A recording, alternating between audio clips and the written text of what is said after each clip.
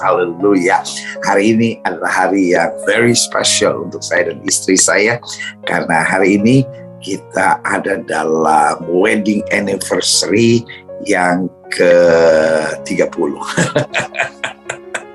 30 tahun kita sudah bersama dalam pernikahan. Orang menyebutnya sebagai Paul Wedding Anniversary atau ulang tahun perkawinan mutiara, karena sungguh memang Tuhan sudah melakukan hal-hal yang indah selama 30 tahun. Begitu banyak pengalaman-pengalaman indah, pengalaman-pengalaman dahsyat bersama Tuhan.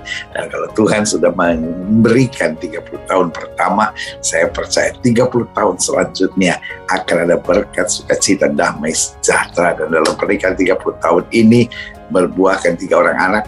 Ada Pastor Jeren, lalu Sela, dan juga Craven, saudara. Lalu ada 2 orang menantu, ada Amanda Mosel, istri dari Pastor Jeren, dan ada Excel Mangare yang adalah suami dari Sela, saudara. Lalu ada 3 cucu, ada dari Pastor Jeren dan Amanda, yaitu Noah dan Judah, ya kan, Noah Luther dan Judah Knox, saudara.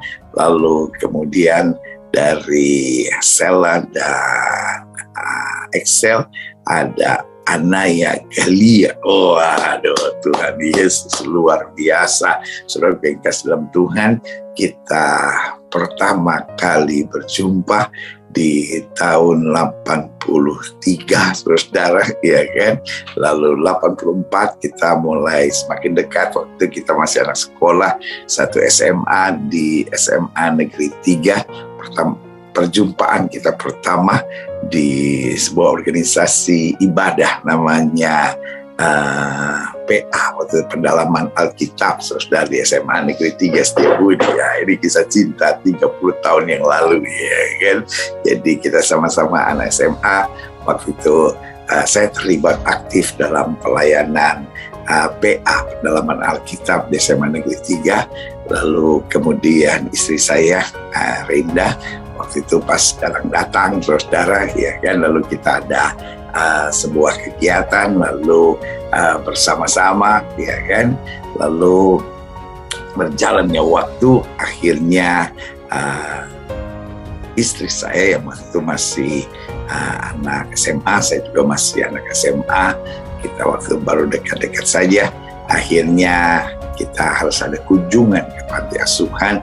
Lalu istri saya, Rinda, kebetulan tugasnya adalah seksi acara, dan saya adalah wakil ketua panitia sekaligus juga wakil ketua dari persatuan itu atau pendalaman Alkitab itu, PA SMA Negeri 3. Lalu kemudian apa yang terjadi, urusan acara itu ada dalam urusan wakil ketua. Jadi mulai semakin dekat, dan akhirnya kita mulai usaha saling mengenal. Belum pacaran, saudara, itu masih ser-seran. Nah, ya kan, 8 bulan kita ser-seran, saudara, ya kan. Jadi pertama biasa, tapi sudah mulai menjadi semakin dekat, itu sudah tahun 84, saudara. Lalu kita mulai ser-seran sekitar 8 bulan, saudara. Lalu tepat 29 Desember 1984. Waduh, itu udah berapa tahun yang lalu, saudara, ya kan. Itu berarti 38 tahun yang lalu, karena kita pacaran 8 tahun. Jadi 38 tahun yang lalu, 29 Desember 1984, ya kan. Lalu kemudian saya nembak. Anak muda sekarang nembak, ya kan.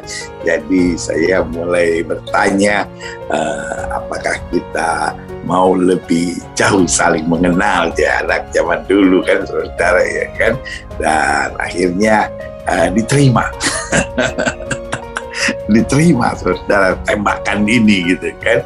Jadi 29 Desember 1984 kita masih duduk di bangku kelas 3 SMA Negeri 3 Setiabudi, Jakarta. Dan waktu itu istri saya saya tahunya maunya menjadi dokter, saudara. Sementara saya sudah memang bernyala-nyala mau menjadi pendeta, ya kan. Lalu kemudian kita lulus, saudara, SMA. Lalu saya langsung sekolah pendeta, diantar oleh istri saya. Waktu itu kita mendaftar juga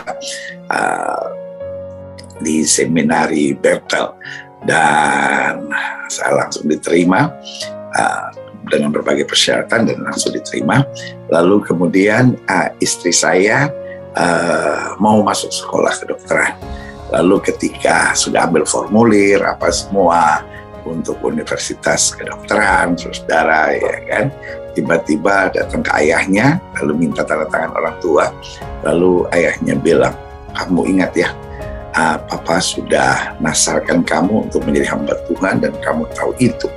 Jadi terserah, kalau kamu mau ke dokter, Papa tanda tangan. Tapi kalau kamu mau ikut nasar Papa dan kamu tahu itu, kamu harus jadi hamba Tuhan. Akhirnya istri saya menangis, ya kan, waktu masih baru pacaran dia menangis. Lalu saya tanya, kenapa kamu menangis? Lalu istri saya bilang, sebetulnya saya dari dulu Papa sudah cerita bahwa Papa bernasar untuk saya harus menjadi hamba Tuhan.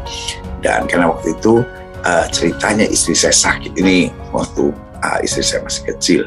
Lalu karena waktu itu di Manado dan tidak banyak dokter waktu itu, lalu kondisinya sangat buruk dan dokter obat udah nggak bisa tolong.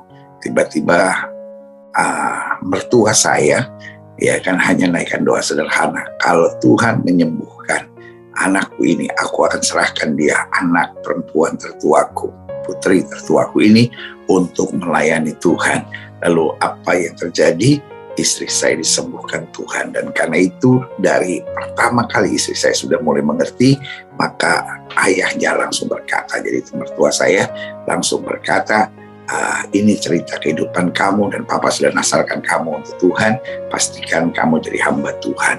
Nah, itu diingatkan kembali kepada istri saya. Lalu istri saya menangis dan istri saya bilang sama saya, iya, persoalannya saya memang ingin sekali jadi hamba Tuhan, tetapi karena kamu sudah semua orang tahu, dari seluruh SMA Negeri 3 juga tahu kamu jadi pendeta. Lalu kalau saya jadi pendeta juga, maka semua orang akan bilang ikut-ikutan. Ya udah, saya pikir saya kan juga bisa melayani Tuhan dengan menjadi dokter. Lalu akhirnya karena begitu reaksi papanya, lalu nanya sama saya bilang, sudah, jangan pusing sama omongan orang, kalau itu adalah sudah nazar kepada Tuhan. Saya bacakan ayatnya, nazar harus dibayar. Dan akhirnya istri saya juga akhirnya masuk sekolah yang sama, seminari Bethel.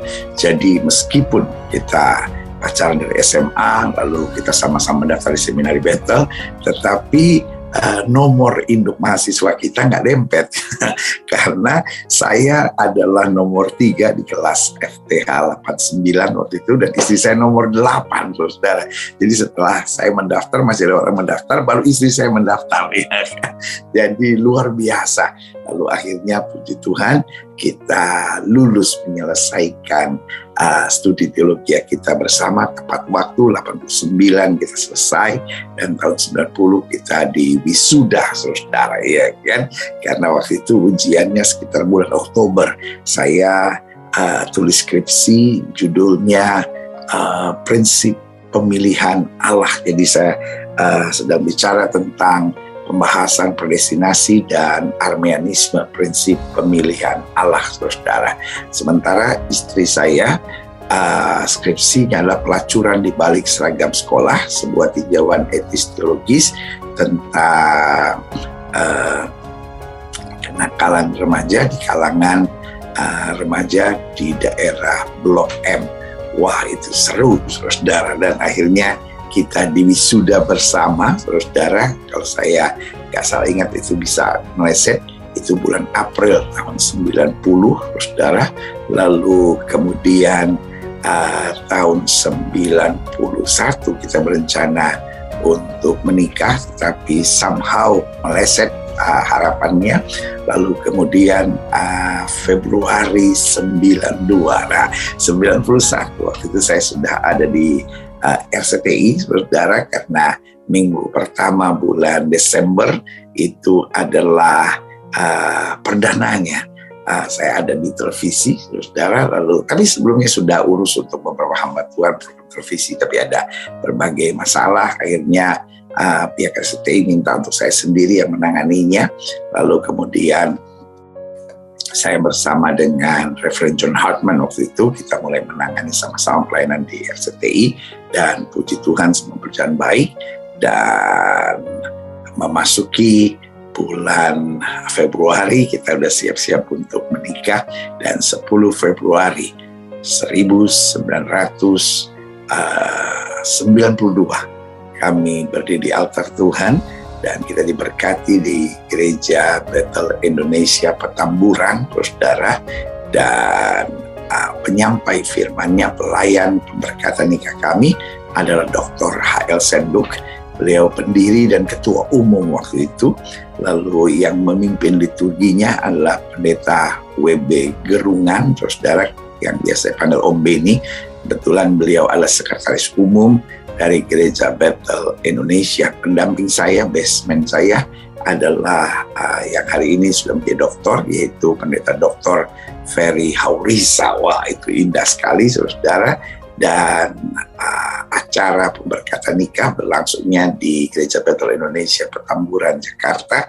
Dan kemudian resepsi pernikahan berlangsung di Balai Kota DKI. Wah, itu pengalaman yang sangat indah di Balai Kota DKI untuk resepsi pernikahannya. Dan puji Tuhan, dari pernikahan kami lahirlah 3 anak, dan Tuhan berikan juga kepada keluarga kami 2 orang menantu yang luar biasa dan diberkati Tuhan.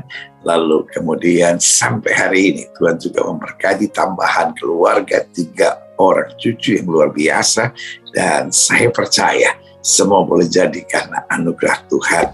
Doakan kami terus sehingga kami boleh tetap jadi berkat, dan berlaku firman, anak cucu orang benar tidak akan meminta-minta roti, akan perkasa di muka bumi.